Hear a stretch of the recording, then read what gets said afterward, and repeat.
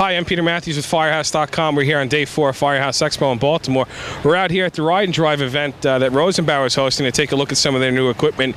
And reporter Ed Ballam's going to talk with some of the folks from Rosenbauer here in just a second. We're also going to look at some of the other offerings at the Expo today. Ed's going to talk to some of the folks involved with the Firehouse Best Practices program we just rolled out.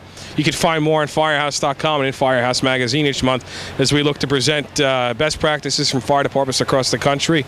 Reporter Susie Nichols also going to talk with some attendees, share their experiences, some of the things that they've learned, as well as some of the offerings that they're looking for while they're here.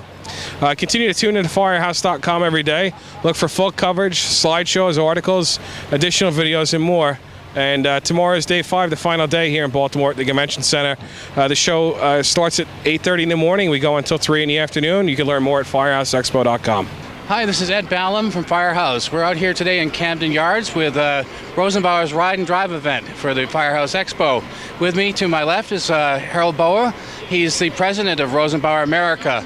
Welcome. Thank you very much for being here, Harold. Thank you for inviting us. What have you got here going on today? Well, we got 4 products out here. We talked to Firehouse probably about 6-8 months ago, and we asked them if there was potential of doing a Ride and Drive event. So we've got our new Commander chassis here today. We've got a 115-foot T-Rex articulated aerial, 101-foot Cobra aerial, and our Timberwolf urban interface vehicle, which has a Rosenbauer pump in it, and it features a pump and roll performance. Mm-hmm. So you've got people going around here today with the cabin chassis, the new Commander cabin chassis. What have people been reacting to it? How's it been going? A few of the comments are, one is how quiet it is, both inside and outside, the turning radius, the maneuverability, and how nice it handles. Right. So the idea is to give the firefighters a chance to experience this brand new cabin chassis. This is something brand new for you folks, right? That's correct. The Commander chassis also has our Green Star idle reduction technology on it. And a few times we were sitting in the cab visiting with them, and all of a sudden the engine shuts off, and they look at me and what's going on? I said, that's the idle reduction technology taking over.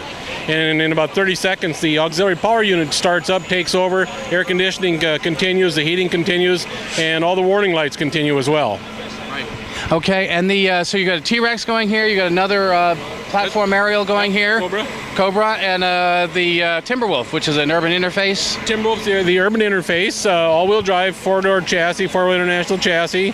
Do a lot of brush fires with it, ditch fires, car fires, that type of stuff with it. It also has full structural capability on it as well. It's a 1500. This one's a 1250 GPM pump. We can go to 750-gallon tank on it. It'll go off-road, ditch fires, excellent pump and roll capability.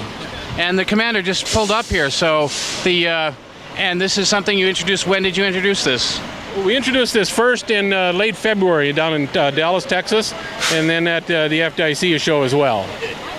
We've got about 15 on the road right now. We have an order of 350 of them going for export. And since we introduced it, we've gotten orders for about 50 of them already. That sounds great. Sounds like it's really taken off. It's been doing very well, very well. Well, Harold, thank you so much for your time. Appreciate it very much. Thank you, Ed. Appreciate it. And thanks, Firehouse. Yes. Okay, we just have somebody that just came off of the new Commander cabin chassis from Rosenbauer, and we're going to find out how he thought about it. Sir, what's your name? Where's your department from? My name's Craig Barlow. I'm from Tunnelton, West Virginia. And you just drove the new Commander cabin chassis? Yes. What did you think of it? That was a great ride.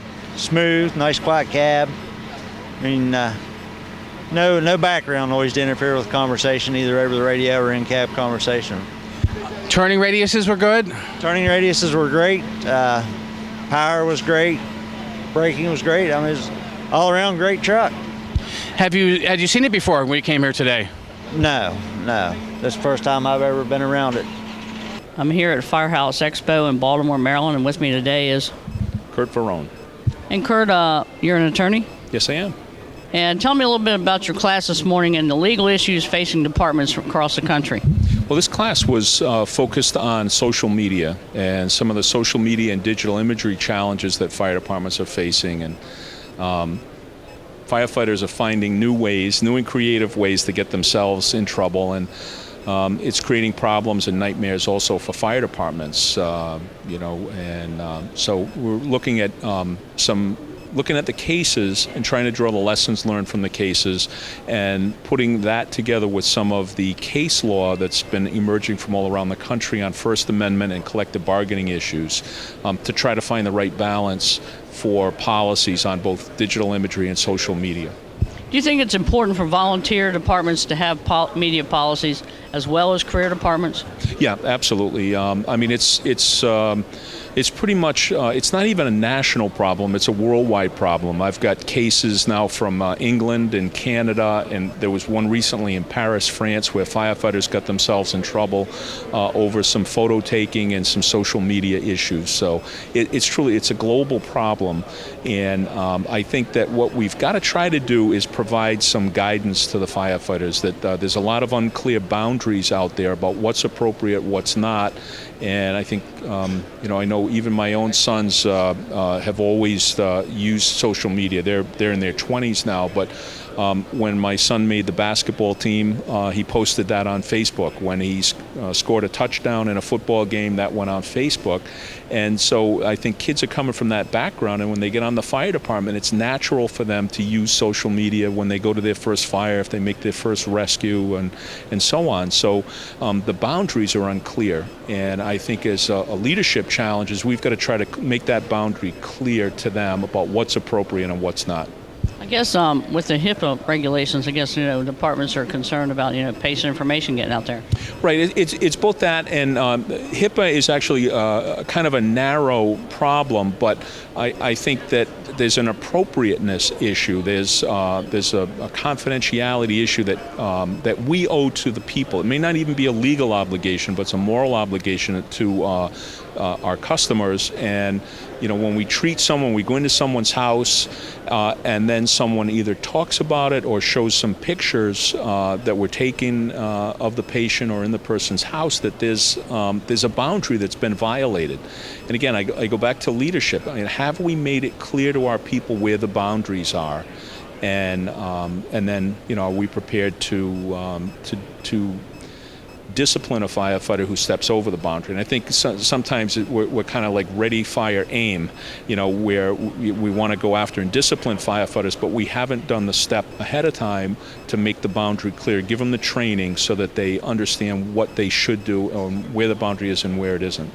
Okay, so I understand you gave your cards out, so if departments are trying to come up with policies, they can get some information? Yeah, I mean, I spend a lot of my time working on different policies, and what I have is these bullet points for what a policy should include, and it doesn't tell you how you should handle the issue and what language you should use, but it kind of spells out what points you've got to cover. Make sure your policy covers these bullet points, and I make those available, so anybody can email me, and I'll be happy to send them out to them. Okay, and in addition, along with the policy, does it include disciplinary measures?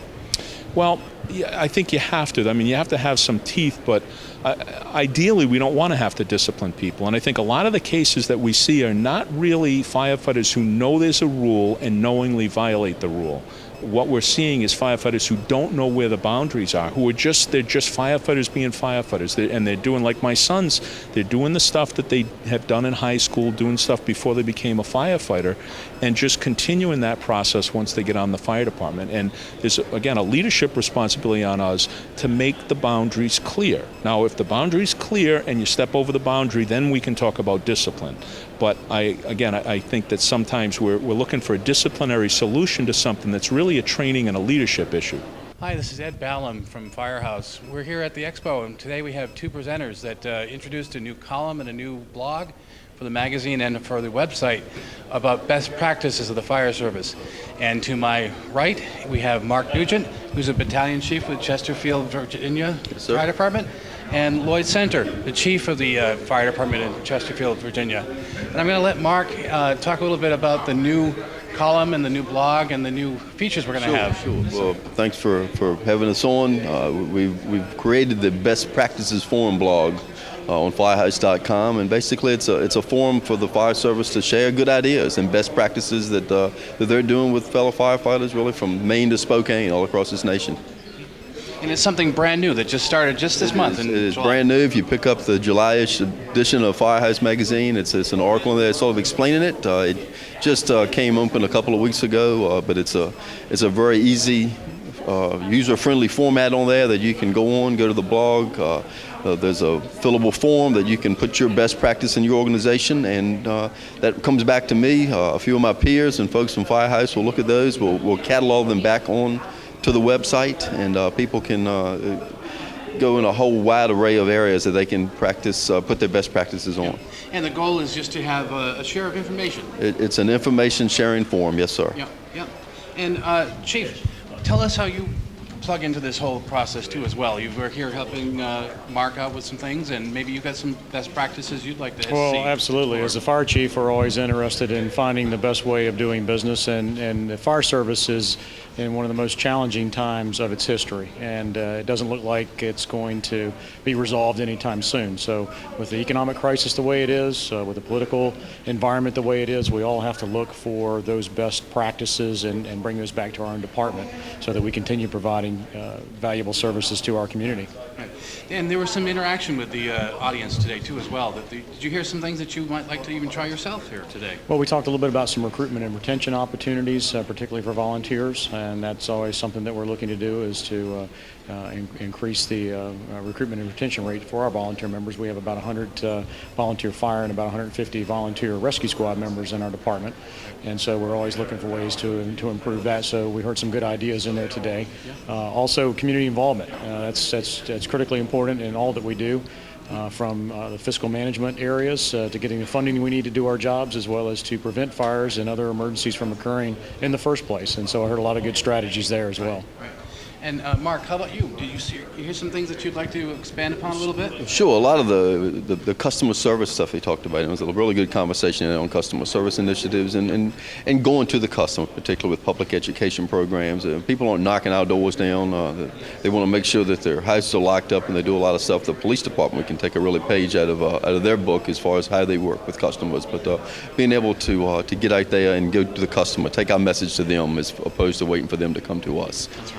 And so many times it's the only interaction they ever have with a firefighter is through an emergency situation and follow-up. And we have to find out how to meet people on a good day. We meet them on bad days. In our organization, 36,000 times last year we met them on a bad day. So we have to figure out, as a fire service nationwide, how to go out and meet people on a good day.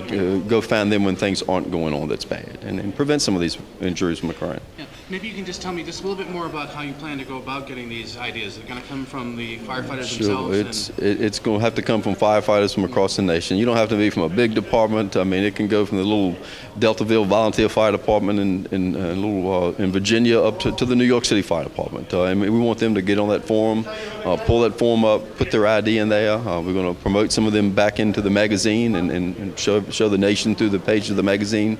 And then we're going to catalog them onto the site so you can not only put a practice in, you can go on the blog and say, hey, I'm looking for an idea how you do recruitment and retention, or how you're doing grant writing, or how you're doing fiscal management or non-operational volunteers. So you can use it for a forum to ask for help, and then hopefully other folks will see that and come up with their best practices and put them into the magazine. And Chief Center, you gave Chief Nugent here a challenge to come back next year with some more ideas. Absolutely. We are very optimistic that the column will do well and that people will participate. And so hopefully next year he'll get invited back to be able to really profile some good best practices up there on the screen. And Mark, you're up for the challenge? Well, sure. So all these people that are watching this right here, you have to send these best practices in and put them on this form. And next year it'll be everybody's ideas up here that we're sharing. Good afternoon. Hello. And your name and what department? My name is Jessie. I'm from Hemlock Farms Fire and Rescue Company. I'm the EMS lieutenant. And last name? Telmar. What classes have you taken? Have you taken some classes here at Firehouse Expo? Well, we just got here a little while ago, but I've taken 2 classes. The first one was what EMS does on a fire, exercises, and the other one I took was breaking down walls in fire. So that one's more for the firemen. Okay, so just later on this afternoon, you're going to go down to the floor and look at the exhibits and the technology? Oh, definitely. So I want to see all the great stuff they have down there. So this was a good trip for you today? Oh, definitely. I recommend other people to come. Lots of stuff to do. So you're planning on taking more classes maybe tomorrow, or? We're here for the day, but I'm going to try to squeeze in as many as I can. Okay, I guess this is pretty good training that you heard about somewhere. Oh, yes, yes. A lot of the firehouses were talking about this expo. Okay, thanks a lot for your time today. Thank you.